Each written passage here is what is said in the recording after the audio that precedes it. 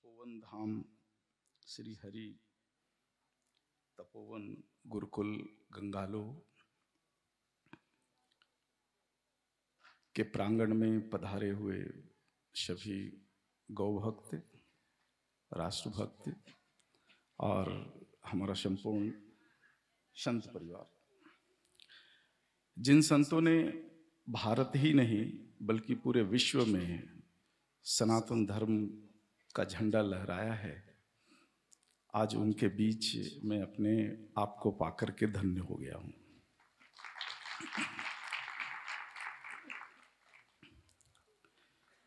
आदरणीय संत समाज और कच्छ प्रदेश के सभी भाई बहनें, माताएं, आप सभी के बीच जो आज मेरा संवाद का विषय है वह है पंचगव्य चिकित्सा का विषय। कई बार यह पंचगव्य सुनने में नया जैसा लगता है, लेकिन इसमें नया कुछ भी नहीं है और न ही इस शोध का पुरुषार्थ मुझे दिया जा सकता है, क्योंकि हमारे वेदों में सारा कुछ वर्णित है।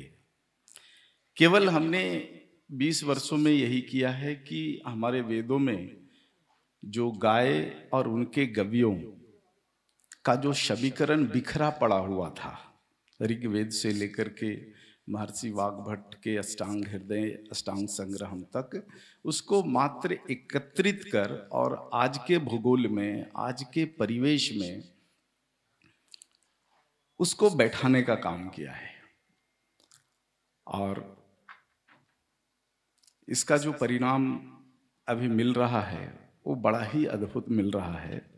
और इसीलिए हम लोगों ने 2 नारा दिया है। पहला नारा है गौ मां से निरोगी भारत, और दूसरा है गौ मां से असाध्य नहीं कोई रोग। 20 वर्षों से मैं और मेरे साथ एक बहुत बड़ी टीम है भारत के 25 प्रदेशों में। हम सभी लोग मिलकर के मनुष्य जीवन पर, दूसरे जीव जंतुओं के जीवन पर और वनस्पतियों के जीवन पर पंचगव्य का उपयोग किया, प्रयोग किया, देखा है, उसे समझा है और इस निष्कर्ष पर हम लोग पहुंचे हैं कि किसी भी जीव जंतु या वनस्पति के शरीर में यदि कोई व्याधि होती है तो उसका अंतिम निवारण पंचगव्य ही कर सकता है, पंचगव्य से ही होता है।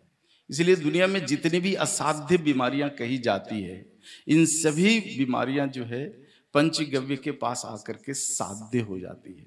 तो यह सारा कुछ कैसे हुआ और भारत का सामान्य से सामान्य व्यक्ति इसको कैसे अपने जीवन में उपयोग में ला सकता है, कैसे उससे पूरा निरोगी जीवन पा सकता है, इन्हीं पहलुओं पर मैं आपसे आज संवाद करूंगा। आज से 24 साल पहले जब हमारे पास यह विषय आया था कि जिस गौवंश को हमारे पूर्वज, हमारे ऋषि और यहां तक कि वर्तमान पीढ़ियां लक्ष्मी के रूप में देखते आ रही है, उस लक्ष्मी की दयनीय स्थिति अर्थ के कारण है। 24 साल पहले मैंने एक सर्वे किया पूरे भारत में घूमते हुए, तो पाया कि ज्यादातर भारत की जो गौशालाएं हैं, उन गौशालाओं का संचालन जो है दान के आधार पर होता है। और भी छोटी छोटी जो गौशालाएं हैं वे भी दान पर निर्भर करती हैं, और यदि दान कम मिलता है तो गौवंश की स्थिति दयनीय हो जाती है। तो किस प्रकार से गौवंश की स्थिति सुधारी जाए, इसी विषय पर पूरे भारत में भ्रमण करते हुए कुछ आंकड़े इकट्ठे हमने किए। तब हमारी एक सोच बनी कि यदि गाय से धनोपार्जन जैसा कुछ प्रकल्प यदि भारत में खड़ा होता है और गाय स्वयं धनोपार्जन की एक बहुत बड़ी स्रोत बन जाती है तो कहीं ना कहीं गौशालाओं को हम स्वावलंबी बना सकते हैं। इसी अभियान से ये चिकित्सा का विषय निकल करके आया कि यदि गाय जो हमें द्रव्य देती है, इन द्रव्यों का यदि हम चिकित्सा शास्त्र में इसका एप्लीकेशन करें तो इसमें से बहुत बड़ा अर्थोपार्जन हो सकता है।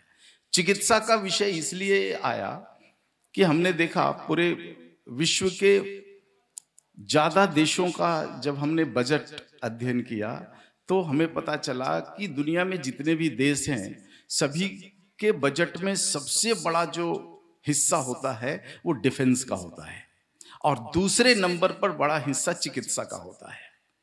तो हमें लगा कि अगर पूरे दुनिया के देश चिकित्सा पर सबसे ज्यादा पैसा खर्च यदि कर रहे हैं तो कहीं ना कहीं सबसे पहले हमें गाय में चिकित्सा का खंड ही देखना चाहिए कि गाय हमें कैसे चिकित्सा प्रदान कर सकती है।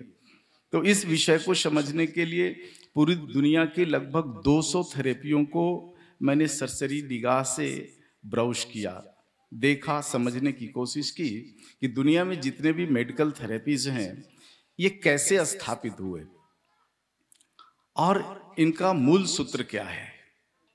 और सभी को ब्राउज करने के बाद, एक सरसरी निगाह से देखने के बाद, जब हमने अपने वेदों को टटोला, विशेष करके ऋग्वेद, अथर्ववेद और आयुर्वेद को टटोला, तब एक चीज मुझे समझ में आ गई कि दुनिया में जितने भी मेडिकल थेरेपी निकले हैं ये सभी हमारे वेद के सूत्रों के आधार पर ही निकले हैं। एक भी मेडिकल थेरेपी ऐसा नहीं निकला जो कहीं किसी दूसरे तरह से जो है जनित हुआ हो हम हमारे देश में या दुनिया के किसी भी देश में। यहां तक कि एलोपैथी का भी जब शास्त्र हमने उठा करके देखा तो एलोपैथी भी आयुर्वेद के एक सूत्र पर आधारित है।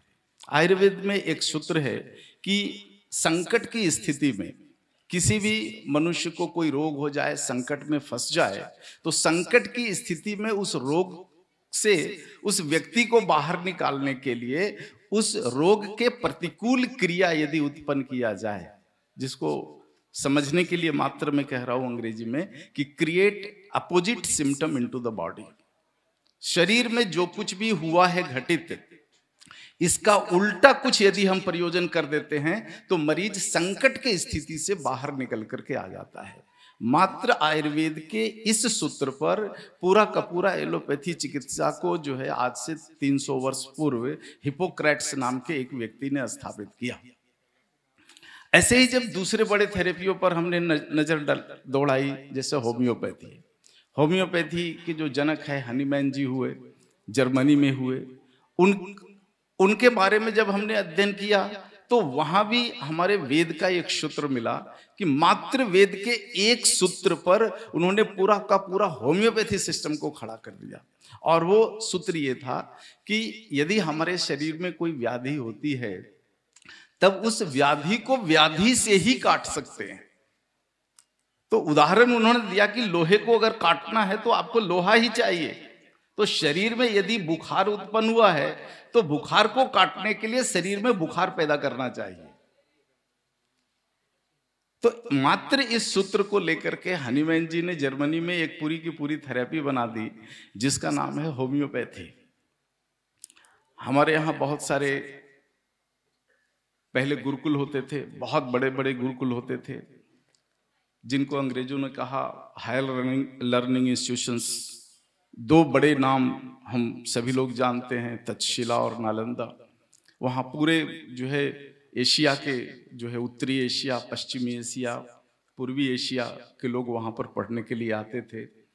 उनमें से एक विषय वेद भी होता था, एक विषय आयुर्वेद भी होता था, जिसको पढ़ने के लिए बच्चे आते थे। ये बच्चे जब सीखकर आयुर्वेद सीख करके जाते थे अपने देश में, तो उनके देश में सभी तरह के रॉ मटेरियल नहीं मिलते थे।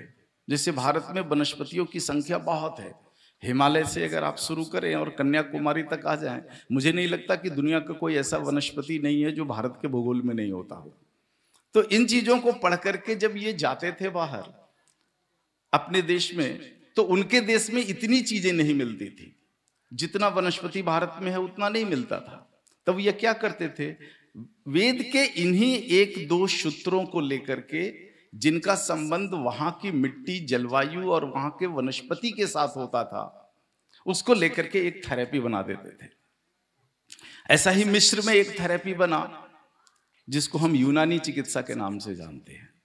यूनानी चिकित्सा कुछ भी नया नहीं है, हमारे आयुर्वेद का एक प्रभाग है जिसको जीव वर्गम चिकित्सा कहते हैं, कि जीव को आधार मान करके जीव के शरीर से चीजों को लेकर के और चिकित्सा की जा सकती है। तो मात्र वेद का एक सूत्र है जीव वर्गम, और उसके एप्लीकेशन को लेकर के एक यूनानी थेरेपी इतना बड़ा बन गया। तो ये सारा चीज जब हमारी आंखों के सामने से गुजरा, इन चीजों को हमने समझा, तो लगा कि कहीं ना कहीं हमें अपने वेदों में गाय के गव्यों के एप्लीकेशन को ढूंढना चाहिए। तो हमने ढूंढना शुरू किया, तो 3500 से ज्यादा जीवंत सूत्र हमें मिले हमारे वेदों में, जिसमें से विशेषतः ऋग्वेद है, अथर्ववेद है, आयुर्वेद है, अष्टांग हृदयम, अष्टांग संग्रहम है, काय चिकित्सा है, भाव प्रकाश जी हैं, निघंटू जी हैं। इन सभी को अगर आप जोड़ लो और इसमें से ढूंढने लगे तो 3500 जीवंत एप्लीकेशन। मैं जीवंत इसलिए कह रहा हूं कि उन एप्लीकेशंस में जिन वनस्पतियों का उपयोग किया गया है, ये वनस्पतियां आज भी हमारे भारत में उपलब्ध है। तो फिर इनके समीकरण पर जब हमने काम करना शुरू किया कि आखिर ये सब जो थेरेपी दुनिया में स्थापित हुए आयुर्वेद के एक एक सूत्रों को लेकर के, तो इनके पास समीकरण क्या क्या है, यानी फॉर्मुलेशंस क्या क्या है, आज की भाषा में कहूं तो कंपोजिशंस इनके पास क्या क्या है। तो हमें जो समझ में जो चीजें आई, उसमें आया कि एलोपैथी है, इसके पास लगभग 5000 फॉर्मुलेशंस है, जिसके ऊपर पूरी दुनिया में चिकित्सा ये करते हैं। मॉडर्न आयुर्वेद को अध्ययन किया। देखो, आयुर्वेद और मॉडर्न आयुर्वेद में बहुत अंतर है। मॉडर्न आयुर्वेद बिल्कुल आयुर्वेद से भिन्न है, अलग है। तो मॉडर्न आयुर्वेद जो आज दिखता है भारत में, इस मॉडर्न आयुर्वेद में देखा तो लगभग 3500 फॉर्मुलेशंस इसमें थे। होम्योपैथी का अध्ययन किया, इसमें लगभग 2500 फॉर्मुलेशंस हमें मिले। हमारे यहाँ एक सिद्ध चिकित्सा चलती है, विशेषकर से हमारे राज्य में, तमिलनाडु में, तमिलनाडु, केरल और कर्नाटक में तमिलों की सिद्ध चिकित्सा एक चलती है। आयुर्वेद मॉडर्न आयुर्वेद से थोड़ा भिन्न है। तो इनके पास भी हमने देखा तो 3000 फॉर्मुलेशन से। तो हमने एक देखो गणित लगाया कि यदि 2000, 2500, 3000, 3500, 5000 फॉर्मुलेशंस को लेकर के दुनिया की बड़ी से बड़ी थेरेपी बन सकती है, तो गाय का 3500 एप्लीकेशन है हमारे वेदों में आज भी। जबकि हमारे वेदों के साथ तोड़फोड़ किया गया है ना, इसको मिटाने की कोशिश की गई, इसका अनुवाद करके विकृति की गई, ये सारा कुछ प्रपंच होने के बाद भी आज 3000, 3500 एप्लीकेशंस जीवंत रूप में हैं। तो यदि इन एप्लीकेशंस पर काम किया जाए तो निश्चित रूप से दुनिया की बहुत बड़ी थेरेपी ये गाय का गव्य बन सकता है। तो यहीं से देखो हमारे मन में जो विचार पनपा, और उसी विचार को लेकर के गाय जो भी गव्य प्रदान करती है, इन गव्यों का हमने मनुष्य के शरीर के ऊपर, पशु पक्षियों के शरीर के ऊपर और वनस्पतियों के शरीर के ऊपर इसका उपयोग करके और उसका रिजल्ट देखना जो है शुरू किया हमने। तो उसमें से बहुत अच्छा परिणाम निकल करके आया। किसी भी दूसरे थेरेपी से अगर मैं कंपेयर करके देखूं तो सुरक्षित थेरेपी निकल करके आया। इसमें जितने भी हम गव्यों का एप्लीकेशंस करते हैं, इसका किसी भी जीव के शरीर पर या किसी भी वनस्पति के शरीर पर इसका दुष्परिणाम नहीं होता।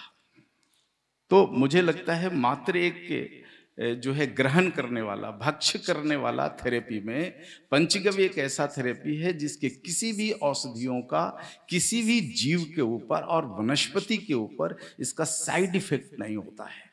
यदि हम औषधि गलत भी ले लें, जरूरी नहीं है ऐसा भी यदि औषधि ले लें तब भी हमारे शरीर में इसका दुष्परिणाम नहीं होता। कुछ अच्छा ही होता है, कुछ बुरा नहीं हो सकता है। जैसे उदाहरण के लिए मैं रखूं आपके पास से, तो हमारी गैया का दूध है, किसी की जरूरत है और किसी की जरूरत नहीं है। इसके बाद भी जन्म लेने से लेकर के बुढ़ापे तक जीवन पर्यंत यदि प्रतिदिन कोई गैया का दूध पी ले, उसका कोई साइड इफेक्ट नहीं होता। और हम भारत के लोग सदियों से जो है पीते आ रहे हैं। इसी प्रकार से एक दूसरा उदाहरण ले सकते हैं हम कि हमारे जो खेतुड़ पहले जो थे, खेत में काम करने वाले लोग, ये लोग फसल को अच्छा या मिट्टी को अच्छा उपजाऊ बनाने के लिए खेतों में जो है गोबर, गाय का गोमय और गोमूत्र का एप्लीकेशंस करते थे। मिट्टी में गोबर और गोमूत्र भरपूर मात्रा में डालते थे और उसके ऊपर जब उपज होती थी उस अनाज को सदियों से भारत खाते आया है, भारत के लोग ग्रहण करते आए। कभी भी इसका कोई साइड इफेक्ट नहीं है। गोमय और गोमूत्र को खाने की ये भी विधा है कि मिट्टी में डाल दीजिए और उस मिट्टी में अनाज उगा लीजिए और उस अनाज का सेवन कर लीजिए, तो ये भी इनडायरेक्ट रूप से हमारे शरीर में जाता है। इसका भी कोई कहीं साइड इफेक्ट नहीं होता है।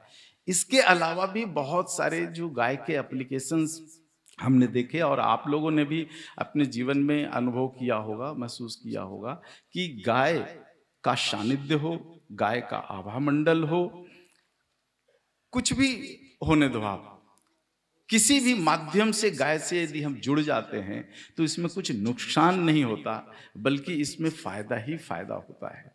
तो ये सारी चीजें कैसे मनुष्य के शरीर के ऊपर जो है काम करता है, इन सारी चीजों को समझने के लिए कुछ विषय में रखना चाहता हूं आपका कि देखो, आपके जीवन में बहुत सारे थेरेपी आए होंगे, उनका एप्लीकेशन आपने अपने शरीर पे भी किया होगा और यदि आप चिकित्सा शास्त्र से जुड़े हुए हैं तो मरीजों पर भी आप किए होंगे। सभी थेरेपियों के पास उनके डिक्शनरी में कुछ शब्द हैं जिसमें वो कहते हैं इनक्यूरेबल, ठीक नहीं हो सकता, इनक्यूरेबल नहीं ठीक हो सकता, असाध्य का सबसे बड़ा लिस्ट किसी के पास है तो एलोपैथी के पास है। उसके बाद मॉडर्न आयुर्वेद में भी नंबर आता है कि ये चीजें ठीक नहीं हो सकती है, होम्योपैथी में भी आता है, सभी थेरेपियों में आता है। ऐसा क्यों है? जब ये सारे थेरेपी आयुर्वेद के सूत्रों से निकले हुए हैं तो इनमें पूर्णता क्यों नहीं है? तो जो पूर्णता की कमी है, पूर्णता में जो कमी है, इसको हमने अध्ययन करके देखा तो हमारे देश में एक ऋषि हुए जिनका नाम है महर्षि वाग्भट। महर्षि वाग्भट को यदि आप नहीं जानते हो तो ऋषि चरक को आप जानते होंगे। ऋषि चरक के 12वें शिष्य है, 12वें पीढ़ी के शिष्य हैं महर्षि वाग्भट।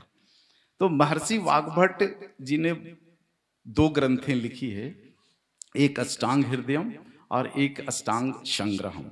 2 चीजें उन्होंने लिखी है और ये मूल वाग्भट जी ने नहीं लिखी है। वाग्भट जी की जो गुरु शिष्य परंपरा में 12वें वाग्भट ने इन चीजों को जो है संग्रहित किया है और 2 खंड बनाए हैं। एक अष्टांग हृदयम, जिसमें वाग्भट जी कहते हैं कि मनुष्य अपना जीवन यापन कैसे करे कि वह कभी भी बीमार ही ना पड़े। और दूसरा खंड बनाया है अष्टांग संग्रहम, जिसमें जो सूत्र हैं वे सूत्र कहते हैं कि यदि गृहस्थी में रहते हुए या सांसारिक जीवन में रहते हुए यदि कोई गलतियां हो जाती है, पहली बात तो कहते हैं कि बिना गलती के मनुष्य बीमार नहीं पड़ता है। यदि कोई मनुष्य कहीं बीमार पड़ा है तब उसने अपने जीवन में कहीं न कहीं कोई बड़ी गलती की है जिसका दुष्परिणाम होकर के बीमार पड़ा है। तो गृहस्थी में, सांसारिक जीवन में यदि रहते हुए गलतियां होती है और उन गलतियों के कारण यदि मनुष्य बीमार पड़ जाता है तब उसकी चिकित्सा कैसे हो, इसका पूरा जो प्रभाग है, ग्रंथ है, वो है अष्टांग संग्रहम। तो इस तरह से 2 चीजें उन्होंने बनाई और इन दोनों में एक बात मुख्य रूप से कहा है कि गृहस्थ होने का मतलब क्या है। गृहस्थ पूरा जीवन निरोगी रहे, उसके मूल में क्या है। तो उन्होंने 3 चीजें कही है और तीनों को अपनी भाषा में उन्होंने कहा है कि मनुष्य के जीवन के लिए ये 3 सुरक्षा चक्र हैं। मनुष्य यदि अपनी गृहस्थी को इन 3 सुरक्षा चक्रों में बांध ले, इन 3 सुरक्षा चक्रों के मध्य में यदि रहता है तो निश्चित रूप से वह कभी बीमार नहीं पड़ सकता, और बीमार पड़ जाए तब तीसरी सुरक्षा चक्र जो है उसके निवारण के लिए पर्याप्त है। तो पहला सुरक्षा चक्र कहते हैं महर्षि वाग्भट जी की गाय है, गौवंश है। तो तो कहते हैं पहली सुरक्षा चक्र को आप अपने दरवाजे पर स्थापित करो। यानी आपकी गृहस्थी में यदि गाय है, गौशाला है, तो गौशाला दरवाजे पर होना चाहिए। यह पहला सुरक्षा चक्र है। और दूसरा सुरक्षा चक्र कहते हैं तुलसी के पौधे को, जो कहते हैं कि इसको गृहस्थ अपने घर के मध्य में रखे। तो मध्य में तुलसी जो है वो दूसरा सुरक्षा चक्र है।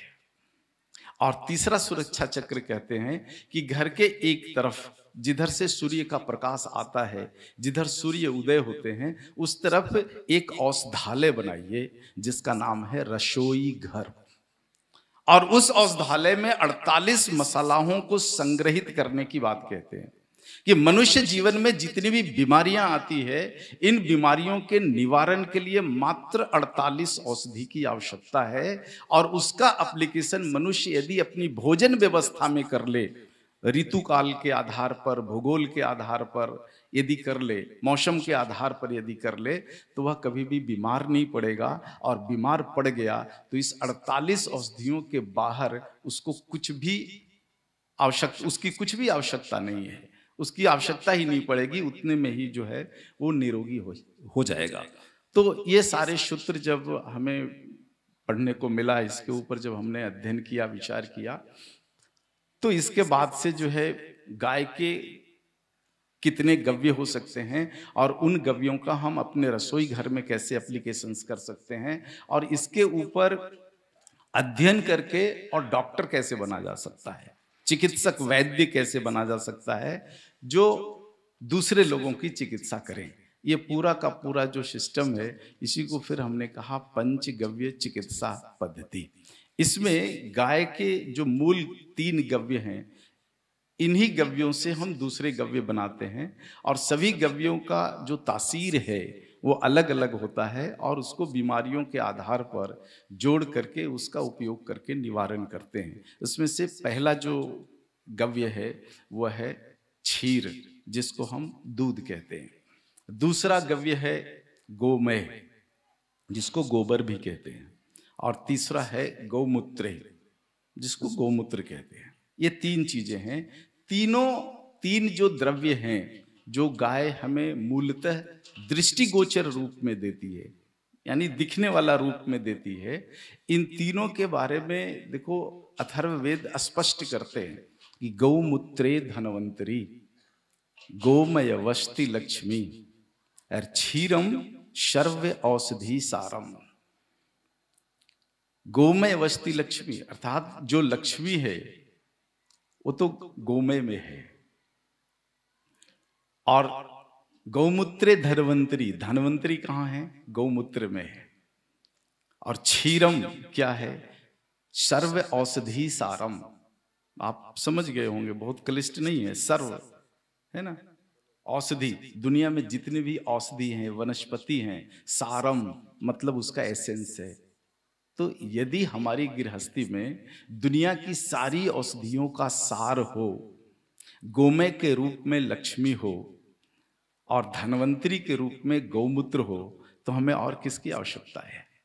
जीवन को निरोगी रखने के लिए, उत्कृष्ट रखने के लिए, सबल रखने के लिए, सशक्त रखने के लिए और किसी चीज की आवश्यकता नहीं पड़ती। बस समय के साथ जो है गुलामी के कालखंड में जो है हमें भटकाया गया, हम भोले भाले लोग भटक गए और इन क्रियाओं से विमुख होकर के इन चीजों को छोड़ दिया। घर के दरवाजे से गाय को हटा दिया, घर के आंगन से तुलसी को बाहर निकाल दिया और रसोई घर को खत्म करके किचन बना दिया। तो तीनों सुरक्षा चक्र एक साथ जब टूट गए तो निश्चित रूप से मनुष्य को बीमार होना ही पड़ेगा। और देखो यही कारण है कि आज भारत की लगभग 100% जनसंख्या बीमार है। इस पूरे देश में घूमने के बाद शायद ही कोई ऐसा व्यक्ति मिल जाए जो ये कह सकता है कि जी मैं गंभीर रूप से बीमार नहीं हूं। सभी को कुछ न कुछ समस्याएं और बीमारियां हैं, और इन बीमारियों का मूल जो है महर्षि वाग्भट के इन्हीं सूत्रों को जोड़ करके मैं देखता हूं। तो हमारी गैया जो दूध देती है मूलतः वो क्षीर देती है। क्षीर की एक अपनी तासीर है, लेकिन क्षीर को जब हम दही में बना देते हैं तब उसकी तासीर बदलती है। इस दही में मंथन की क्रिया करके जब हम ताक बाहर निकाल लेते हैं, मट्ठा, छाछ, आप छाछ बोलते हैं इसको, छाछ को बाहर निकाल लेते हैं, इसकी तासीर बिल्कुल बदल जाती है। इसमें से मक्खन की तासीर एक अपनी अलग है, और मक्खन को तपा करके इसमें से जो घृत बना लेते हैं, घी बना लेते हैं, उसकी एक अपनी अलग तासीर है। तो इतनी चीजों का जो है मनुष्य के शरीर के ऊपर एप्लीकेशंस। इसके बाद गौमूत्र का नंबर आता है। तो गौमूत्र धन्वंतरी, तो यानी गौमूत्र को यदि समझना है औषधीय दृष्टिकोण से, तो हमें धन्वंतरी देव को समझना पड़ेगा कि ये धन्वंतरी देव कौन है। आप में से कितने लोग जानते हैं धन्वंतरी जी को? थोड़ा हाथ उठाना। बहुत कम लोग जानते हैं। ये देखो, हमारा दुर्भाग्य है कि हम धन्वंतरी जी को नहीं जानते हैं। लेकिन भारत के बाहर दुनिया के जितने मेडिकल यूनिवर्सिटीज हैं, कॉलेज हैं, सभी लोग धन्वंतरी जी को जानते हैं। तो धन्वंतरी को पहले यदि हम समझ लेते हैं तो गौमूत्र की समझ बन जाएगी हमें। जब सृष्टि का उदय हुआ सतयुग से पहले आदि काल में, तो आदि काल में ब्रह्मा जी ने बहुत सारे ज्ञान दिए, उसमें से चिकित्सा विज्ञान भी उन्होंने दिया स्वर के रूप में। और इतिहास में वर्णित है, चिकित्सा शास्त्र के इतिहास में वर्णित है कि ब्रह्मा जी ने वो सबसे पहला ज्ञान अपने शरीर रूपी पुत्र दक्ष प्रजापति को दिया था। दक्ष प्रजापति ने इस आयुर्वेद के ज्ञान को धारण किया, और शरीर छोड़ने से पहले उन्होंने इस ज्ञान को 2 जुड़वे बच्चों को दिया था, जिनका नाम है अश्विनी कुमारों। अश्विनी कुमारों यानी 2 बच्चे, इन बच्चों ने आयुर्वेद का पहला एप्लीकेशन धरती पर किया था सतयुग कालखंड में। और वर्णित है आज भी इतिहास में कि अश्विनी कुमारों ने क्या क्या किया। तो अश्विनी कुमारों ने कृत्रिम आंख बनाई थी, आर्टिफिशियल आई। एक ऋषि के दुर्घटना में आंख फूट गई थी, तो अश्विनी कुमारों ने आर्टिफिशियल आई बना करके प्रत्यारोपित किया था। एक दूसरा वर्णन मिलता है कि उस समय एक रानी थी जिसका जो है सड़क दुर्घटना में पांव टूट गया था और पूरा बेकार हो गया था पांव। तो कृत्रिम पांव का निर्माण जो है अश्विनी कुमारों ने किया था, आर्टिफिशियल लिम्ब। जो आज एलोपैथी में जो आर्टिफिशियल लिम्ब की जो टेक्नोलॉजी है, उनकी अपनी नहीं है, अश्विनी कुमारों से ली हुई उधार की टेक्नोलॉजी है। वर्णित है, ये कोई कहानियों में नहीं है, चिकित्सा शास्त्र के ग्रंथों में वर्णित है अश्विनी कुमारों ने क्या क्या किया। तो अश्विनी कुमारों का ये जो पराक्रम जो था चिकित्सा शास्त्र के ऊपर, इसको देख करके स्वर्ग लोक के अधिपति इंद्र को लोभ हो गया कि इतनी अच्छी टेक्नोलॉजी मृत्यु लोक में है, इसको तो सतयुग में होना चाहिए। तो इंद्र सशरीर पृथ्वी पर आते हैं और अश्विनी कुमारों को निवेदन करते हैं कि ये टेक्नोलॉजी हमें दे दो।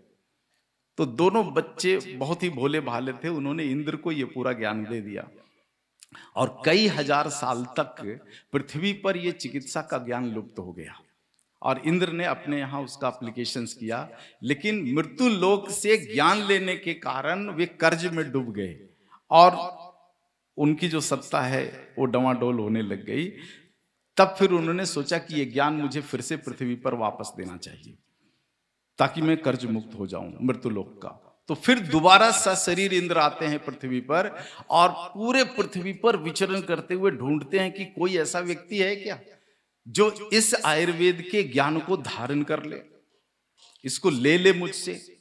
पूरे पृथ्वी पर ढूंढते ढूंढते एक ही व्यक्ति मिले जिनका नाम है धन्वंतरी। तो धन्वंतरी को उन्होंने इस एक संकल्प के साथ ये ज्ञान वापस दिया कि आप इस ज्ञान को लोक कल्याण के काम में लगा दोगे और तभी मैं कर्ज मुक्त हो पाऊंगा। तो धन्वंतरी जी ने सोचा इतनी बड़ी पृथ्वी है, इतनी बड़ी जनसंख्या है, मैं अकेला कैसे इस काम को कर पाऊंगा। तब उन्होंने एक युक्ति निकाली, और युक्ति ये निकाली कि उस समय भारत में ऋषि परंपरा बहुत जोड़ पर थी। ऋषियों के पास जो है पूरे देश का जो है वो, अगर आज की भाषा में कहूँ तो एजुकेशन मंत्रालय उनके पास था, हेल्थ मंत्रालय उनके पास था, है ना, सोशल जो मंत्रालय उनके पास था। ऋषि लोग बैठ करके जो है योजना बनाते थे और उस योजना को राज्य के माध्यम से इम्प्लीमेंट करा करके भारत को निरोगी, सुखी, समृद्ध सब बनाते थे। तो धन्वंतरी जी एक ऋषि के पास गए जिनका नाम है ऋषि आत्रेय। तो आत्रेय जी को उन्होंने कहा कि इंद्र ने जो है ये ज्ञान वापस हमें दिया है और इसको लोक कल्याण के काम में लगाना है। तो ऋषि आत्रेय ने इसको स्वीकार कर लिया और उसी समय से जो है सतयुग के इसी कालखंड से ऋषि आत्रेय और उनकी परंपरा में जितने भी ऋषि हुए, इन सभी लोगों ने आयुर्वेद के ज्ञान को भारत के एक एक व्यक्ति तक पहुंचाने का काम शुरू किया। उसी श्रृंखला में जब महर्षि वाग्भट हुए तब उन्होंने कहा कि ऐसा कुछ उपाय करते हैं कि भारत का कोई गृहस्थ बीमार ही ना पड़े। तो इसके लिए उन्होंने 3 चीजें जो है गृहस्थ को अपनाने के लिए कही कि गाय अपना लो, और गाय का निवास घर के दरवाजे पर होना चाहिए। तुलसी वनस्पति को अपना लो और उसके घर के मध्य में रख लो आप, और जिधर से सूरज उदित होता है उस उदय खंड में एक चिकित्सालय बनाओ आप, जो दुनिया का सबसे श्रेष्ठ चिकित्सालय हो, और उसका नाम दिया रसोई घर। रसोई घर इसलिए नाम दिया कि हमारा जो शरीर है ये रस से चलता है, 6 प्रकार के रसों से चलता है, 60 रसों से ये शरीर चलता है, भोजन से नहीं चलता।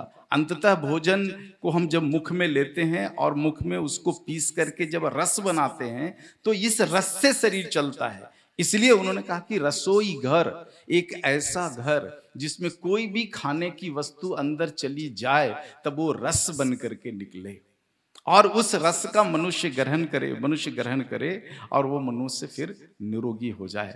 तो ये सारा जो 3 सुरक्षा चक्र को जब मैं देखता हूं और इनके समीकरणों पर जब अध्ययन करता हूं तो सबसे ज्यादा एप्लीकेशंस जो है वो गाय का है, गाय के गव्यों का है, गाय के दूध का है, गाय के दही का है, गाय के छाछ का है, गाय के घृत का है, गाय के गोमय का है, गाय के मूत्र का है। तो इन्हीं सारे सूत्रों को हमने मात्र संकलित किया है। इसमें देखो मेरा अपना एक भी सूत्र नहीं है और न ही मेरा स्वयं का कोई पराक्रम है, इसमें बिखरा हुआ था।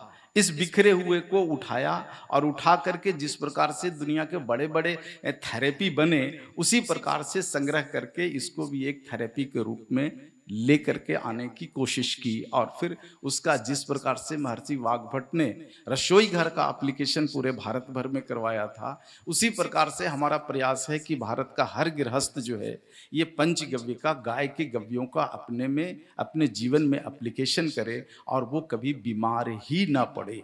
और यदि बीमार भी पड़ जाए तो गाय के ये गव्य अद्भुत हैं जो मनुष्य शरीर के किसी भी बीमारी को क्षय कर देते हैं, जला करके राख कर देते हैं। तो ये सारी चीजें होती कैसे है?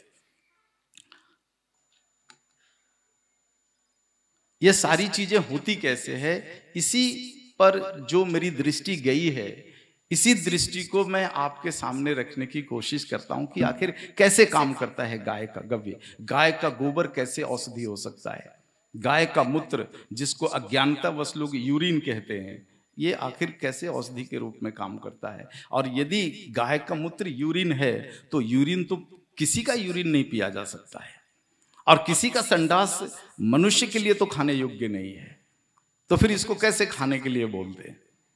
तो देखो आज का जो मॉडर्न साइंस है ना, उसने संडास को परिभाषित किया है, उसने यूरिन को परिभाषित किया है। आप में से कोई केमिस्ट्री के अगर ज्ञाता हो या फिजिक्स के ज्ञाता हो तो आपको मालूम होगा कि संडास का डेफिनेशन क्या है और यूरिन का डेफिनेशन क्या है। उस डेफिनेशंस पर आप गाय के मूत्र को लाकर खड़ा करो, वो मूत्र नहीं होता, वो मूत्र है ही नहीं। और गाय जो गोबर देती है वो गाय का संडास है ही नहीं, क्योंकि संडास की जो परिभाषा मेडिकल साइंस ने या मॉडर्न मेडिकल साइंस ने की है उस परिभाषा पर ठीक नहीं बैठता, परिभाषित ही नहीं होता कि गाय संडास करती है और गाय यूरिन देती है। गाय यूरिन नहीं देती, गौमूत्र देती है, और गौमूत्र को कभी भी काऊ यूरिन नहीं कहा जा सकता। उसी प्रकार से जो गाय का जो गोबर है उसका संडास है ही नहीं, वो तो लक्ष्मी है। इसलिए कहा गया गौमूत्रे धनवंतरी गौमय वस्ति लक्ष्मी। गाय हमें लक्ष्मी देती है, संडास देती ही नहीं। ये गोबर जो है पूर्णतः लक्ष्मी है। लेकिन हुआ क्या है कि पिछले 600-700 वर्षों तक जो हमारा देश गुलाम रहा, और जो गुलामी वाले जो लोग आए हमारे देश में, उन्होंने जो है अपनी बात जमाने के लिए जो है हमारी चीजों को विकृत किया, और उसी विकृति में हम भारत के भोले भाले लोग फंस गए, और फंस करके अपने ज्ञान को विकृत कर दिया, अपने ज्ञान को नीच ज्ञान समझा, और राजाओं के ज्ञान को ऊंचा ज्ञान समझा। वो राजा तो नहीं कह सकते, जिन लोगों ने गुलाम बनाया वो राजा नहीं हो सकते, लेकिन उन्होंने अपने ज्ञान को ऊंचा करने के लिए हमारी इन चीजों को विकृत कर दिया। गलती यही हुई कि हम भोले भाले लोगों ने उसको स्वीकार कर लिया, जीवन में उतार लिया, और इसी का नतीजा हुआ कि भारत की स्थिति फिर दयनीय होती गई, और हर क्षेत्र में, अर्थ के क्षेत्र में दयनीय होती गई, शिक्षा के क्षेत्र में दयनीय होती गई, चिकित्सा के क्षेत्र में दयनीय होती गई, सामाजिक व्यवस्था के क्षेत्र में दयनीय होती गई, और स्थिति यहाँ तक पहुंची। तो अब यदि हम गाय को वरण करते हैं, यानी गाय को अपनी गृहस्थी में लेकर के आते हैं, गाय का सानिध्य प्राप्त करते हैं, और वाग्भट जी के दिए हुए इन 3 सूत्रों का परिपालन यदि करते हैं, अपनी गृहस्थी में इसका इम्प्लीमेंटेशंस करते हैं, तो मैं निश्चित रूप से कह सकता हूं कि जीवन में आपकी गृहस्थी में कोई बीमारी नहीं आ सकती।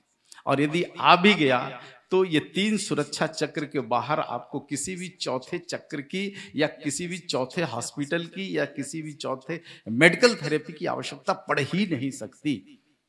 तो मात्र कहने की बात नहीं है, इसको समझने के लिए पुराने भारत के एक सूत्र को समझना पड़ेगा।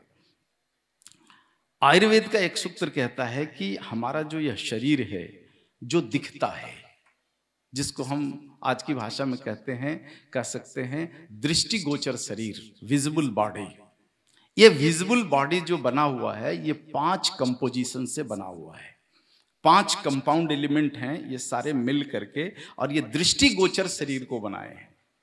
तो दृष्टिगोचर शरीर, इसका मतलब शरीर का कुछ ऐसा हिस्सा भी है जो दृष्टिगोचर नहीं है, जिसको हम देख नहीं सकते हैं, उसको हम आभा शरीर कहते हैं। आभा, शरीर का आभा मंडल, आज अंग्रेजी में उसको ऑरा बॉडी कहते हैं। यह भी शरीर का हिस्सा है, और जो दिखता है यह भी शरीर का हिस्सा है। तो ये जो दिखने वाला शरीर का हिस्सा है, इसको 5 खंडों में तोड़ करके आयुर्वेद देखते हैं। पहला देखते हैं भूमि का खंड, दूसरा जल का खंड, तीसरा अग्नि का खंड, चौथा वायु का खंड, और 5वां आकाशीय खंड, है ना। Soil element, water element, fire element, air element और स्काई एलिमेंट, ये 5 कंपाउंड एलिमेंट हैं, यानी कई तत्वों के मेल से बना हुआ ये तत्वों का समूह है। और ऐसे ऐसे 5 समूह से हमारा ये शरीर बना है। ये जो 5 समूह से बना हुआ शरीर है, इसको स्थूल शरीर भी कहते हैं। इस स्थूल शरीर में गति आ जाए, वेग आ जाए, हमारे हाथ घूमने लग जाए, पांव चलने लग जाए, आंख देखने लग जाए, मन सोचने लग जाए, ये गति को पैदा करने के लिए हमारे स्थूल शरीर के अंदर एक दूसरा शरीर है जिसको मन शरीर कहते हैं। उसको हम पंचगव्य चिकित्सा विज्ञान में उसको विद्युतीय शरीर कहते हैं, इलेक्ट्रिकल बॉडी। एक तो फिजिकल बॉडी है, दूसरा इलेक्ट्रिकल बॉडी है। फिजिकल बॉडी के 5 खंड हैं, इलेक्ट्रिकल बॉडी के 3 खंड हैं। 3 तरह की ऊर्जा हमारे शरीर में होती है। एक प्रकार की ऊर्जा होती है जो बाहर के वातावरण में जो परिवर्तन हो रहा है, उस परिवर्तन से शरीर को बचा लेता है। जैसे उदाहरण के लिए अभी तेज बारिश हो जाए तो वायुमंडल बदलेगा, तो वायुमंडल में आए हुए इस बदलाव को शरीर झेल ले, इसके लिए एक ऊर्जा है। अभी हम बैठे हुए हैं और परजीवियों का समूह आ जाए हमारे चारों तरफ, तब उस परजीवियों से शरीर को बचाने के लिए, परजीवी यानी वायरस से शरीर को बचाने के लिए शरीर में एक विशेष प्रकार की ऊर्जा है। ऊर्जा का एक ये खंड है। ऊर्जा का दूसरा खंड है जो हमारे शरीर के अंदर जो अंग हैं और अंगों के जो सहायक अंग हैं जिसको प्रत्यंग कहते हैं, जैसे हृदय है, गुर्दा है, यकृत है, फेफड़ा है, अग्नाशय है, पित्ताशय है, छोटी आंत है, बड़ी आंत है। इन सारे शरीर के अंदर के अंगों को चलाने के लिए एक अलग प्रकार की ऊर्जा लगती है। और तीसरी ऊर्जा जो है वो हमारे शरीर में चेतना को जागृत करने वाली ऊर्जा है। तो 3 प्रकार की ऊर्जाएं हमारे शरीर में होती है। तो कुल मिलाकर के शरीर जो है 8 खंडों का है, 5 भौतिकीय खंड और 3 विद्युतीय खंड। इन 8 को मिलाकर के महर्षि भागवत जी ने कहा अष्टांग हृदयम, यानी शरीर का 8 खंड। यदि 8 खंडों की चिकित्सा की बात हम करें तभी मनुष्य शरीर के प्रत्येक बीमारियों की चिकित्सा की जा सकती है। लेकिन जिन थेरेपियों के पास इन 8 खंडों का ज्ञान नहीं है वो संपूर्ण चिकित्सा नहीं कर सकते। तो आप एलोपैथी को देख लो, एलोपैथी हमारे शरीर के कितने खंड को समझता है, सॉइल एलिमेंट को समझता है, वाटर एलिमेंट को समझता है, फायर को समझता है और थोड़ा बहुत एयर एलिमेंट को समझता है। उससे ज्यादा उनके पास समझ ही नहीं है। तो यदि हमारे शरीर में कोई भी बीमारी इलेक्ट्रिकल बॉडी के अंदर है तो उसकी तो समझ ही नहीं है उनके पास, उसका निवारण कैसे कर सकते हैं वो। और यही कारण है कि आज दुनिया में जितने बड़े बड़े थेरेपियों का बोलबाला है, हाँ, जिनका आधिपत्य है, उनके पास इनक्यूरेबल डिजीज का लिस्ट बहुत ही लंबा है। क्योंकि मन शरीर को समझते ही नहीं, शरीर के अंदर के इलेक्ट्रिकल बॉडी को जानते ही नहीं, तो उसमें जब संकट आ जाएगा तो उस संकट को कोई कैसे निकाल सकता है, यही मुश्किल है। तो पंचगव्य चिकित्सा विज्ञान में इन्हीं सारी चीजों को जोड़ा है कि यदि आपको मनुष्य की चिकित्सा करना है तो आप शरीर के इन 8 खंडों पर विचार कीजिए। जरूरी नहीं है कि हमारा फिजिकल बॉडी में प्रॉब्लम हो सकता है इलेक्ट्रिकल बॉडी में भी प्रॉब्लम हो, मन रूपीय शरीर भी बीमार हो। और इससे यदि ऊपर जाना है, ऊंचा जाना है, तो एक 9वां खंड है शरीर में जिसको आत्मा कहते हैं, सोल। और यहां भी समस्या होती है, बहुत सारी ऐसी समस्याएं होती है जिसमें फिजिकल बॉडी का कोई रोल नहीं होता, इलेक्ट्रिकल बॉडी का कोई रोल नहीं होता, आत्मा का संबंध उससे होता है, तो उसका भी रिपेयरिंग हो सकता है। लेकिन जो महर्षि वाग्भट का जो पूरा जो कार्य रहा, उस कार्य में जो है इन 8 खंडों का जो है अध्ययन रहा और उसी का एप्लीकेशंस रहा। तो ये 8 खंडों में यदि समस्याएं आती है तो पंचगव्य यानी गाय का गव्य कैसे इसमें सहायक है और कैसे हम इन 8 खंडों की बीमारियों को निपटा सकते हैं, मात्र 4 को नहीं 8 को कैसे निपटा सकते हैं, इसी विषय को समझने के लिए जो है अथर्ववेद का एक सूक्त आपके सामने रखता हूं। और ये सूक्त भी इसलिए रख रहा हूं कि आजकल के जो दूसरे मेडिकल थेरेपीज वाले हैं ना, ये स्पष्ट रूप से आघात करते हैं पंचगव्य के ऊपर कि गाय का मूत्र नहीं पीना क्योंकि वो उष्ण है, वो गर्म है और पियोगे तो आपको गर्मी हो जाएगी। घी मत खाना, नहीं तो शरीर में गर्मी पैदा हो जाएगी और आप परेशान हो जाओगे। और गाय का गोमे तो खा ही नहीं सकते क्योंकि गाय का संडास है, वो संडास कहते हैं। तो इस विषय का स्पष्टीकरण अथर्ववेद के एक सूक्त में है। अथर्ववेद कहते हैं कि गावो, गावो यानी गाय से प्राप्त द्रव्य। अब गाय से जितने भी तरह के द्रव्य प्राप्त होते हैं, ये सारे द्रव्य, उसमें क्षीर हो गया, दूध, जिससे हम 5 तरह के उपगव्य बना लेते हैं, दधी है, छाछ है, मक्खन है, घी है, ये सारे हो गए। गोमय, गोबर, जिसमें गोबर का रस हो सकता है, साक्षात गोबर हो सकता है, या फिर छाछ का कंडा बना लेते हैं, कंडे का चूरन हो सकता है, या छाछ को जला के राख बना लें, उसका राख भी हो सकता है जिसको हम भभूत के नाम से जानते हैं। गौमूत्र स्वयं भी एक गव्य है और गौमूत्र को यदि वाष्पीकृत करके अर्क बना दिया जाए तो अर्क भी एक गव्य है। अर्क को दोबारा अगर वाष्पीकृत कर देते हैं, डबल डिस्टिलेशन कर देते हैं, वह भी एक गव्य है। और 2 गव्य बहुत अद्भुत है, ये तो देखो दृष्टिगोचर गव्य है, 2 गव्य बहुत अद्भुत है। एक गव्य है स्पर्श, गाय को स्पर्श करना, ये भी एक गव्य है। और दूसरा अद्भुत गव्य है गाय का आभा मंडल। आभा मंडल, गाय का जो ऑरा बॉडी है, उस बॉडी के अंदर खड़े हो जाना या उस ऑरा बॉडी के अंदर रहना, ये भी एक गव्य है। तो ये कुल मिलाकर के 12 तरह के गव्य होते हैं। इन गव्यों का हमारे शरीर के साथ कैसा संबंध है, तो इसी संबंध को, और ये कितना सरल है, इसको अथर्ववेद ने कहा है कि गावो, यानी गाय से प्राप्त 12 द्रव्य, 12 गव्य कैसे हैं? सोमस्य, यानी सोम की तरह है। सोम किसको कहते हैं? चंद्रमा को। चंद्रमा का दूसरा नाम सोम है। तो गाय के इन 12 गव्यों को यदि समझना है कि कैसा है, इनका चरित्र कैसा है, इनकी तासीर कैसी है, तो आपको चंद्रमा का अध्ययन करना पड़ेगा कि चंद्रमा कैसा है। क्योंकि अथर्ववेद कहते हैं बिल्कुल चंद्रमा की तरह, गावो सोमस्य, बिल्कुल चंद्रमा की तरह है। तो चंद्रमा का अध्ययन करो आप। चंद्रमा कैसा है? चंद्रमा सरल है ना।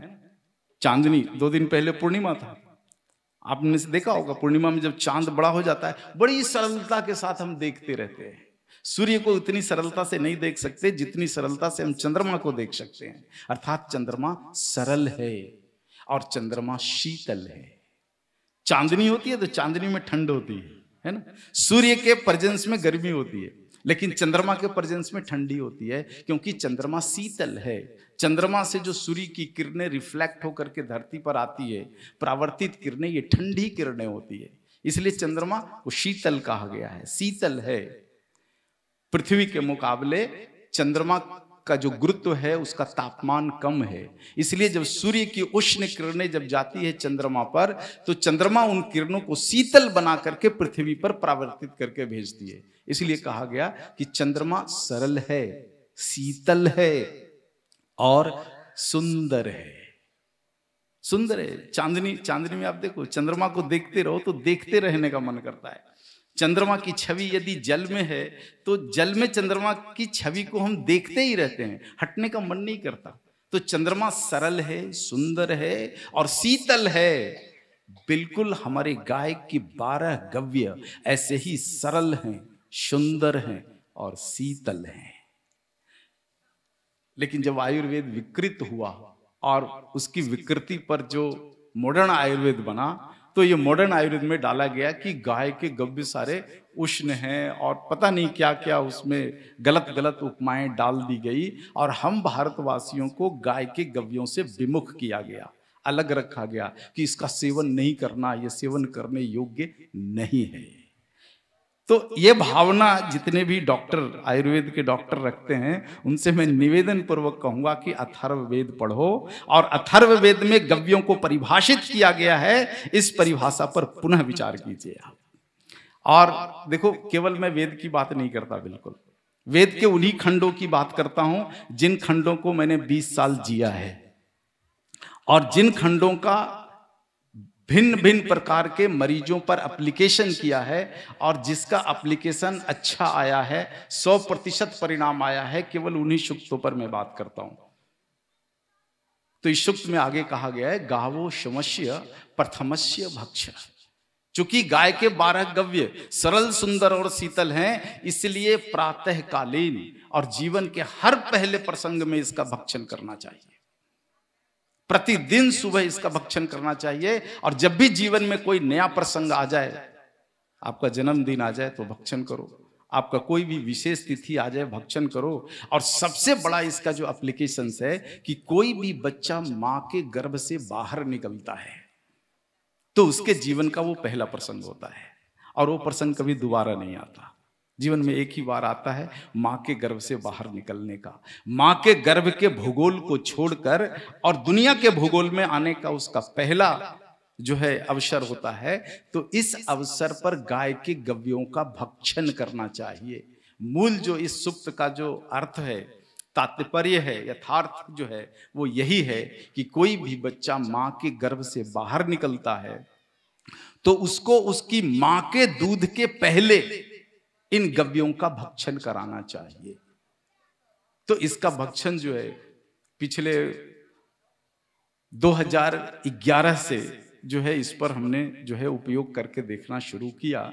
आज लगभग 13 वर्ष हो गए। 13 वर्ष में 5000 से ज्यादा बच्चों को उन बच्चों को, जब ये बच्चे अपनी माँ के गर्भ से बाहर निकले हैं प्रसव क्रिया के बाद, उन बच्चों को उनकी माँ के दूध के पहले ये गाय के गव्यों का भक्षण कराया है। और ऐसे लगभग 5,000 से ज़्यादा बच्चे हैं भारत में। और ये बच्चे, कोई 5 साल का है, कोई 7 साल 8 साल का है, इनकी प्रतिभा इतनी ऊंची है कि इसकी तुलना किसी से नहीं कर सकते। मात्र उदाहरण के लिए मैं कुछ तथ्य रखता हूं कि जिन बच्चों ने गाय के गव्यों का भक्षण अपनी माँ के दूध से पहले किया है और कई दिनों तक किया है, उन बच्चों के दांत 6 महीने में आ गए। 8 महीना में बच्चा चलने लगा है और 1 साल में बच्चा दौड़ने लगा है और 15 महीने में बच्चा अपनी शिक्षा प्राप्त करने लग गया है। और इन बच्चों की साहस की यदि बात करो तो बहुत सारे इसमें ऐसे बच्चे हैं जो ग्रामीण क्षेत्र के हैं। गांव की बहनों ने इसको जो है अपने ऊपर लगाया है। और आपके यहाँ भुज में भी कुछ ऐसे बच्चे हैं जिन्होंने इस सूत्र का एप्लीकेशन किया है। तो इन बच्चों का साहस आप देखोगे तो दंग रह जाओगे। खेतों में घूमते हुए, अपने गांव के परिवेश में घूमते हुए सांपों को अगर देख लें तो सांपों को छोड़ते नहीं, खेलने लग जाते हैं उन सांपों से।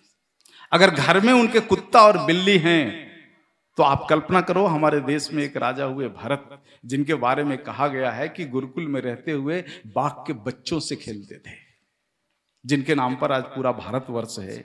ये गव्य का सेवन करने वाले बच्चे, उनके घरों में बाघ तो नहीं है, सिंह तो नहीं है, लेकिन उसी की प्रजाति के कुत्ता और बिल्लियों को वैसे ही मुंह फाड़ते और नचाते फिरते हैं जैसे उनके लिए बाघ हो।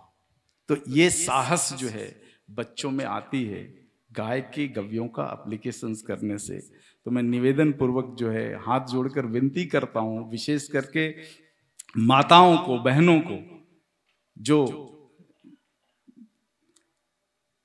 इस देश को अच्छा बच्चा है ना, पुरुषार्थी बच्चा अगर देना चाहती हैं, आपके मन में थोड़ी भी कल्पना है कि राष्ट्र को हम एक सशक्त, शक्तिशाली और क्रांतिकारी बच्चा दें, तो निश्चित रूप से आप गाय के गव्यों का गर्भधारण के समय उपयोग में करना।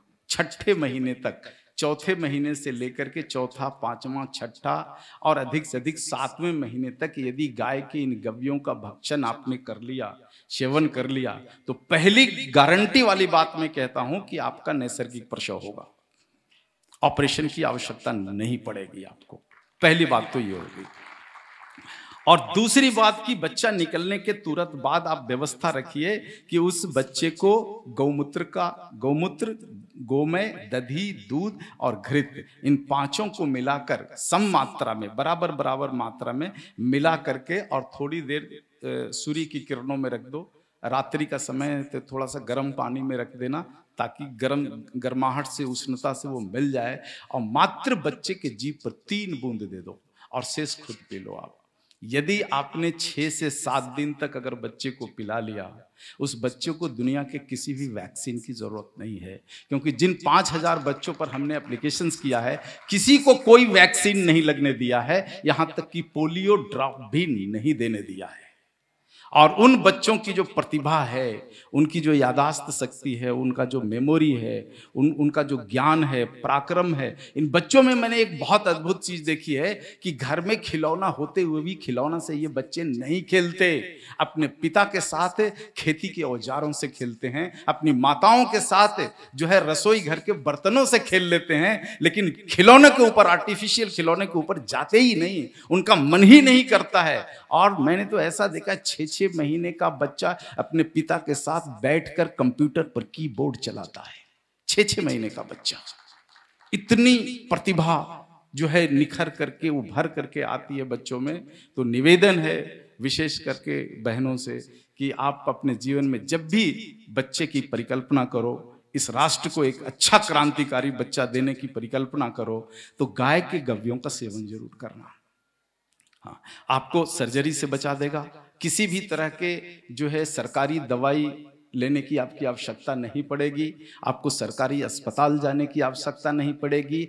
दर्द रहित पेनलेस डिलीवरी आपके घर में उसी प्रकार से सहज रूप से हो जाएगा जैसे हमारी गैया गौशाला में सहज रूप में प्रसव कर देती है। तो देखो इतना सरल विज्ञान है जिसको आज के जो मेडिकल साइंस वालों ने कितना कॉम्प्लिकेटेड बना दिया है। गाय का जो गोमय है, गोबर, ये शुद्ध भूमि तत्व है। It's pure soil element. हमारे शरीर में 22% शुद्ध मिट्टी है और इस 22% शुद्ध मिट्टी में जब भी विकार होता है तो सॉइल डिफिशियंसी के रोग होते हैं। शरीर में भूमि तत्व की कमी का या उसकी विकृति का रोग होता है। उदाहरण के लिए जो है एड़ियों का दर्द, घुटने का दर्द, कमर का दर्द, रीढ़ की हड्डियों का दर्द, कंधे का दर्द, ये सब सॉइल डिफिशियंसी के कारण होता है। इन सारी बीमारियों में गाय का कच्चा गोबर खा लो आप, बिल्कुल ठीक होता है, क्योंकि गाय का कच्चा गोबर जो है वो शुद्ध भूमि तत्व है। आप नहीं खा सकते हो, रस निकाल के पी लो। नहीं पी सकते हैं, उसको सुखा करके गौरी बना लीजिए, कंडा बना लीजिए, उसका चूरन बना करके खा लो। नहीं खा सकते हैं, जला के राख कर दो, राख खा लो।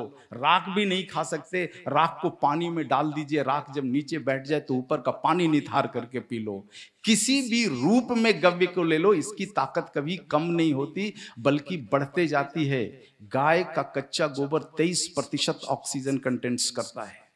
सुखा दो तो 27% हो जाता है, जला दो तो 33% हो जाता है, पूरा राख कर दो जला को तो 46% हो जाता है, और राख को जला के महाराख बना दो जिसको महाभस्म कहते हैं तो 55% हो जाता है। पूरी दुनिया में ढूंढते रह जाओगे, इतना ज्यादा ऑक्सीजन इकट्ठा और वो भी सॉलिड रूप में आपको कहीं मिल ही नहीं सकता। और ऑक्सीजन की क्या भूमिका है हमारे शरीर में, ये तो कोरोना महाराज ने बहुत अच्छे से पढ़ा और समझा दिया है। उस पर कुछ ज्यादा बोलने की आवश्यकता नहीं है।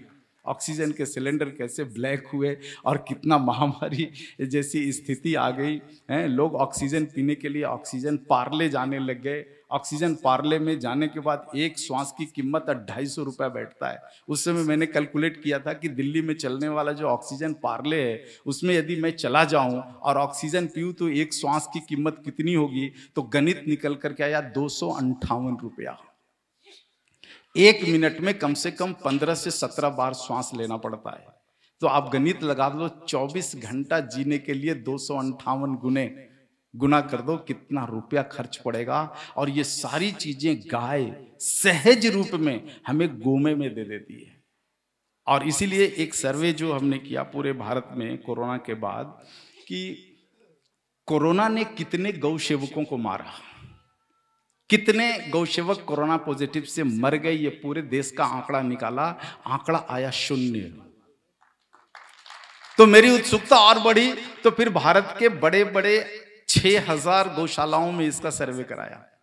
6000 गौशालाओं में, कि 6000 गौशालाओं में कितने गाय के साथ काम करने वाले कर्मचारी कोरोना पॉजिटिव से मरे, उसका आंकड़ा आया 0। एक भी नहीं आया। आपके गुजरात में गौशाला में काम करने वाला कोई कर्मचारी मरा हो तो बता देना। हमने जो सर्वे किया उस आंकड़े में 0 आया है। वो इसीलिए 0 आया है कि गाय गोबर देती है, उस कच्चे गोबर में 23% ऑक्सीजन है। तो किसी भी गौशाला में, गौशाला के क्षेत्र में 23% ऑक्सीजन होता है। आप ऑक्सीजन मीटर से अपनी गौशालाओं का एटमॉस्फेयर को नाप सकते हो कि गौशाला के एटमॉस्फेयर में कितना % ऑक्सीजन है।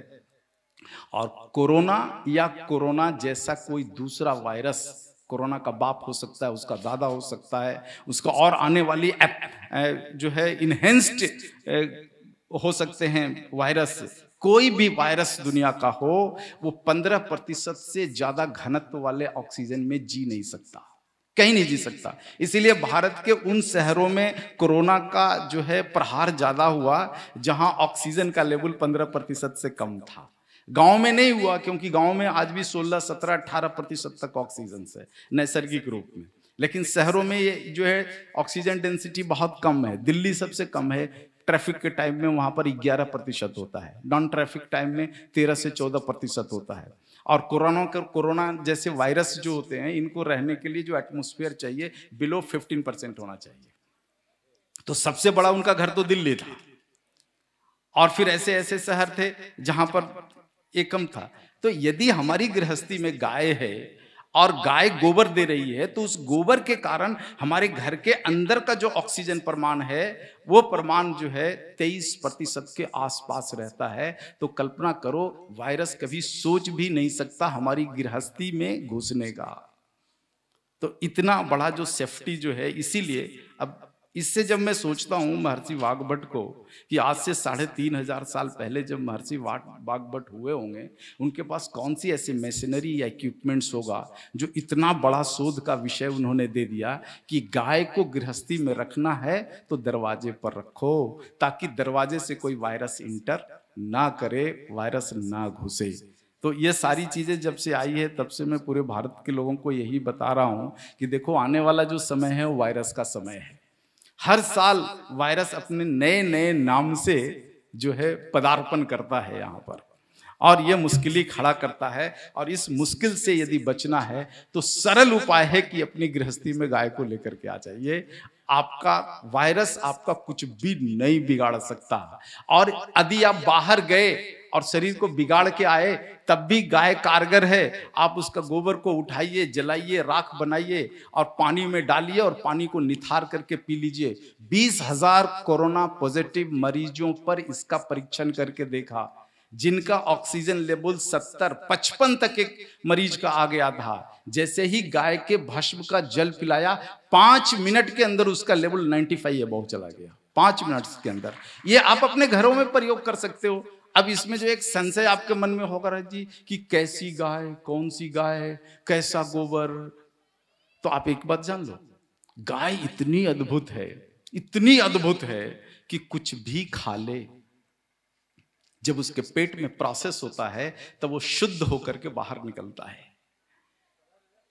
मंडियों में घूमते हुए, आपके अहमदाबाद में बहुत सब्जी मंडी है, देखता हूं वहां भी सांड घूमते रहते हैं, है ना। और आपके यहाँ से ज्यादा तो आप दिल्ली हरियाणा चले जाओ तो सब्जी मंडियों में तो सांड ही सांड मिलते हैं, जो सब्जियों के कचरा को खा करके जीते हैं। उन सांडों के गोबर पर काम करके हमने देखा कि क्या जो सड़ी गली सब्जियां खा करके जीवन यापन कर रही है जो गौवंश से, क्या उसके गोमूत्र में भी और गोबर में ऐसा गुण है? बिल्कुल वैसा ही गुण है। जैसा गौशाला में बांध के आप सात्विक रूप से खिलाते हो, बिल्कुल ऐसा ही है, कोई परिवर्तन नहीं होता। तो लेकिन मूल क्या बात है, भारतीय नस्ल का गौवंश चाहिए।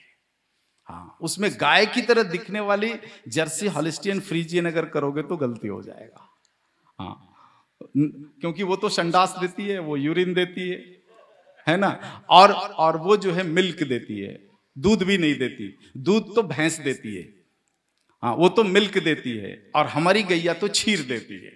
तो ये क्षीर वाली गाय, हाँ, जो क्षीर प्रदान करती है, उस गाय को, उसमें आपका कांकरेज है या डांगी है, उसमें आपका गीर है। गीर तो देखो पूरी दुनिया में डंका बज गया है, गीर का, कांकरेज का। ये 2 प्रजातियों को दुनिया का कौन देश नहीं जानता है, भारत तो छोड़ो। तो ये जो प्रजातियां रही है हमारे में, इन प्रजातियों का गोबर, गोमय जो है वो ऑक्सीजन रखता है, शुद्ध मिट्टी तत्व है, उसको आप खा लीजिए तो शरीर का पूरा सॉइल डिफिशियंसी खत्म होता है। और मूत्र पी लो तो शरीर के अंदर का जो वात है, वायु वाला प्रभाग है, वो ठीक हो जाता है, संतुलित हो जाता है।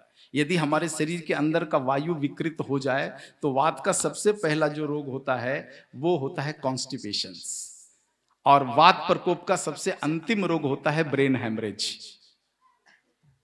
तो कॉन्स्टिपेशन से लेकर के ब्रेन हैमरेज तक 84 रोग होते हैं, 84, हाँ, आयुर्वेद के हिसाब से। इन 84 बीमारियों की एक औषध है गौमूत्र।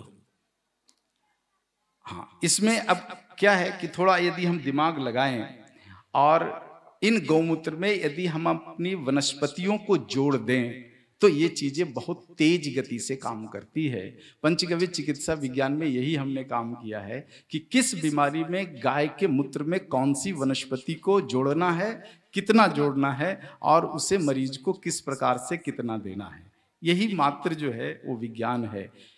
जैसे क्षीर है, दूध के बारे में अक्सर कहा जाता है कि ये उष्ण है।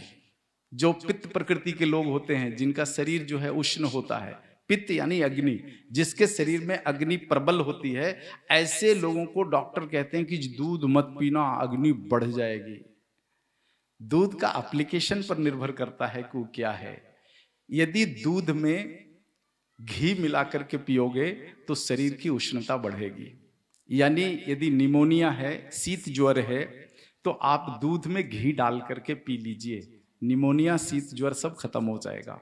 लेकिन यही यदि आपका शरीर उष्ण है और उष्ण प्रकृति का यदि ज्वर है तो पानी में दूध मिला के पी लो, शांत होता है। एक ही दूध है, पानी में मिला के पी लो तो शरीर को शीतल कर देता है, और उसी दूध में घी मिला के पी लो तो शरीर को उष्ण कर देता है। और वह भी उष्णता ऐसी है जो शरीर में उपद्रव नहीं कर सकता, बल्कि आपको ज्यादा श्रम करने की प्रेरणा दे देगा। यदि आप खेतुड़ हो, खेत में काम करते हो, 1 घंटा काम करते हो, तो रात को दूध में घी डाल करके पी लो तो अगले दिन 2 घंटा भी काम करोगे तो नहीं थकोगे। लेकिन इसका सेवन करके चुपचाप आराम से कुर्सी पर बैठे रहोगे आप, तो थोड़ी उष्णता और चंचलता तो बढ़ती ही है, लेकिन नुकसान कुछ भी नहीं होता है। हमारे गाय के सारे गव्य ऐसे हैं, अगर गौमूत्र को सीधा पी लें तो हमारा शरीर उष्ण होता है, लेकिन वो उष्णता नुकसान नहीं होता है। और यदि हम अपने इसी गौमूत्र को पानी में डाइल्यूट करके पी लें तो पानी का प्रमाण जितना ज्यादा होगा शरीर उतना ही ज्यादा शीतल होता है। इसलिए उष्ण ज्वर में भी इसको हम ग्रहण कर सकते हैं, और शीत ज्वर में भी इसको हम ग्रहण कर सकते हैं। तो ऐसा ही है गाय का आभा मंडल। अब मैं आता हूं आभा मंडल के ऊपर, है ना। जितने भी 84 लाख जीव जंतु और वनस्पति हैं पूरे धरती पर, उसमें सबसे बड़ा आभा मंडल जो है गौवंश का होता है, सबसे बड़ा आभा मंडल। और वो आभा मंडल ऐसा होता है कि हमारे शरीर के विकृत आभा मंडल को संतुलित कर देता है। इसलिए बहुत सारी ऐसी बीमारियां हैं जो आप केवल गौशाला में रात्रि शयन करो उसी से खत्म हो जाता है, लेने की बात तो दूर है। हाँ, जैसे ट्यूबरकुलोसिस जो बीमारी है, ट्यूबरकुलोसिस बीमारी की सबसे अच्छी औषध है गौशाला में सो जाना। रात को प्रतिदिन काम करके आइए, गौशाला में खाट डाल करके आप सो जाओ, मच्छरदानी लगा करके, कोई औषधि लेने की जरूरत नहीं है, ट्यूबरकुलोसिस जड़ से खत्म होता है। और गाय का जैसे स्पर्श है, स्पर्श के बारे में भी जो है कि हमारे शरीर का जो रक्त संचार जो है सिस्टम, अगर ये गड़बड़ हो जाए, यानी लो बीपी हो जाए, हाई बीपी हो जाए, तो औषधि लेना या पंचगव्य लेना तो दूर की बात है, आप तो गौशाला में जाइए और 20 मिनट गाय के पीठ पर हाथ फेर दो तो यहाँ तो ब्लड प्रेशर नॉर्मल हो जाता है, चाहे लो हो या हाई हो, उससे कुछ भी फर्क नहीं पड़ता है। तो इसीलिए जो है गाय के स्पर्श को भी हमने जो है गव्य में रखा है, और गाय के आभा मंडल को भी गव्य में रखा है।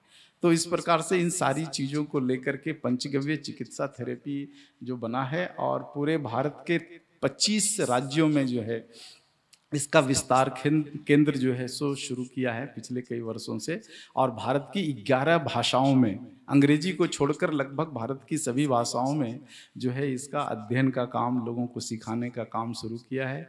आपके यहाँ भी गुजराती में जो है हमारा जो सूरत का विस्तार केंद्र है या वापी का विस्तार केंद्र है, वहाँ पर इसकी पूरी शिक्षा जो है वो दी जाती है। कभी मन में यदि एक कल्पना होता है वो आपको कि गाय का विज्ञान सीखना है, और देखो इतना सरल विज्ञान है कि 1 साल के पाठ्यक्रम में केवल 15 दिन कक्षाएं होती है, बस शेष समय आप घर पे आकर पढ़ो। महर्षि वाग्भट जी कहते हैं कि शरीर को जान लो और भोजन को पहचान लो, इससे बड़ा कोई मेडिकल साइंस है ही नहीं। कोई व्यक्ति यदि अपने जीवन में 2 ज्ञान प्राप्त कर ले, शरीर को जान ले कि शरीर कैसा है, शरीर के अंदर के अंग कैसे हैं, उनका काम करने का कैसा है, और भोजन को पहचान लो, भोजन की तासीर कैसी है, चोखा खाते तो चोखा की तासीर कैसी है, आलू खाते तो आलू की तासीर कैसी है, सब्जी खाते तो सब्जी की तासीर कैसी है, दूध की तासीर कैसी है। तो इन सारे भोजन की तासीर को समझ लो और शरीर के अंगों को जान लो, इसके आगे मेडिकल साइंस में कुछ है ही नहीं। जो अंग बीमार पड़ता है उस अंग के लिए जो भी भोजन सामग्री आपके पास है, उस अंग की तासीर से जुड़ता हुआ जो भी भोजन सामग्री है वो दे दो।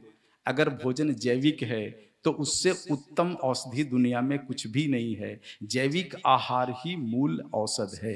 तो इसी सारे कॉन्सेप्ट के साथ ये सारी चीज़ें होती है। और देखो विज्ञान तो ये बहुत बड़ा है, बहुत लंबा विषय है, और जो हमें समय दिया गया है उस समय में मैंने इसको पूरा करने की कोशिश है।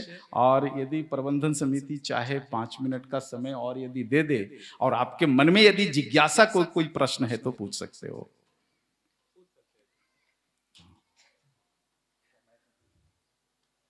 मेरे व्याख्यान से, मेरे वक्तव्य से, संवाद से यदि आपके मन में कोई शंका उत्पन्न हुई हो या कोई विचार हो तो आप शंका का निवारण कर सकते हो। यथासंभव मैं उत्तर देने की कोशिश करूंगा।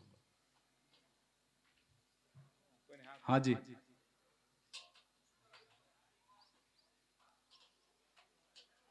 हाँ जी, हाँ ठीक है, बहुत बढ़िया प्रश्न है। पंचगव्य बनाने का तरीका क्या है ये बता दें तो देखो, हमारे देश में 7 उच्च कोटि के ऋषि हुए, 7 ऋषि, और सातों ऋषियों ने गाय के गव्यों पर बहुत अद्भुत कार्य किया है। उसमें से एक ऋषि हैं ऋषि कपिल। ऋषि कपिल का एक सूत्र मैं आपको बता देता हूं क्योंकि वो बहुत ही सरल है। ऐसे 6 सूत्र और भी हैं। तो ऋषि कपिल जी कहते हैं कि गाय का गव्य जिसमें गोमय रस 1 चम्मच ले लें आप, यानी 10 मिलीलीटर। गाय का मूत्र ताजा हो और उसी गाय का हो तो अच्छा है, 1 चम्मच ले लें आप। और उसी रात्रि का बना हुआ दही यानी दही 1 चम्मच ले लें आप। और उसी दही से मथ करके निकला हुआ घृत 1 चम्मच ले लें आप। तो और गोबर हो गया, गोमूत्र हो गया, सभी एक गाय का हो, सभी ताजा हो। प्रातः कालीन ब्रह्म मुहूर्त में इन 5 गव्यों को गोमय रस, गौमूत्र, क्षीर, दधी और घृत ये सभी नया होना चाहिए, उसी दिन का होना चाहिए। इन सभी को आप एक पात्र में ले लीजिए। वह पात्र तांबे का नहीं होना चाहिए, कांसे का नहीं होना चाहिए, पीतल का नहीं होना चाहिए। मिट्टी का पात्र बहुत ही अच्छा है या फिर लकड़ी का पात्र बहुत ही अच्छा उसके लिए है। उसमें 5 को डाल दीजिए और कम से कम 15 से 20 मिनट तक उसकी मंथन की क्रिया करो आप। और मंथन की क्रिया करने के बाद यदि सूर्य का प्रकाश है तो थोड़ी देर सूर्य के प्रकाश में रखें, नहीं तो गर्म पानी करके इस बाटकी को गर्म पानी में डाल दो ताकि थोड़ा उष्ण आ जाए। और इसके बाद यदि आप चाहते हैं तो स्वाद के लिए मधु का उपयोग कर सकते हैं, अथवा मधु की कोई आवश्यकता नहीं है। ये आपका पंचगव्य बन गया। और इस पंचगव्य को मां के गर्भ से निकला हुआ शिशु तुरंत ग्रहण कर सकता है। और वृद्धावस्था में मृत्युशैया पर पड़ा हुआ व्यक्ति भी मोक्ष प्राप्ति के लिए इसका जो है भक्षण कर सकता है। कोई भी भक्षण कर सकता है, किसी भी बीमारी में भक्षण किया जा सकता है। इसका कहीं कोई साइड इफेक्ट नहीं है। कुछ तो अच्छा करेगा, बुरा कभी कर नहीं सकता। और भी एक उपाय बता देता हूं, इसमें एक अद्भुत चीज है। कई बार लोग बीमार पड़ते हैं और घर पे बिस्तर पर पड़े रहते हैं और सोचते हैं कब शरीर छूट जाए, क्योंकि शरीर की जो पीड़ा है ना वो सही नहीं जाती है। घर वालों को पीड़ा देखी नहीं जाती है, तो घर वाले भी मनाते हैं और खुद भी मरीज मनाता है कि जल्दी से जल्दी हमारा शरीर छूट जाए, लेकिन छूटता नहीं। ये पंचगव्य पिला करके देख लो, शरीर सहज रूप में छूट जाता है। तो ये पंचगव्य, जीवन बचा है तो जीवन का मार्ग है, और जीवन पूरा हुआ है, कष्ट है तो कष्ट से मुक्ति का मार्ग भी है। तो इसी के साथ जो है आज के इस संवाद को मैं, एक और प्रश्न है। हाँ जी बोलिए।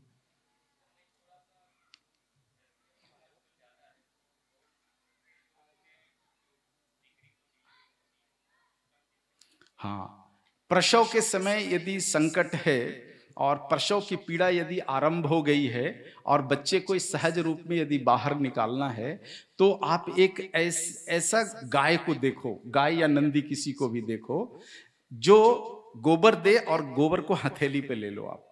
एक हथेली पे गोबर को ले लीजिए और दूसरे हथेली में गोबर को डालिए। यदि वो गोबर हथेली पे नहीं चिपकता है, इसका मतलब वह गोबर औषधीय गुण वाला है। और ऐसे गोबर को सूती कपड़े में रखो आप और पूरा कस के निचोड़ करके उसका रस निकाल दो। 25 से 30 मिलीलीटर ऐसा रस प्रसव पीड़ा वाली बहन को पिला दो, बच्चा बाहर निकलेगा विदाउट एनी वैक्सीनेशन। नहीं निकला, 30 मिनट के बाद दूसरा डोज दे दो आप। आज तक जो अभ्यास मैंने किया है हजारों प्रसव वाली बहनों पर, किसी को तीसरा डोज नहीं देना पड़ा है, दूसरे डोज में बच्चा निकला है बाहर।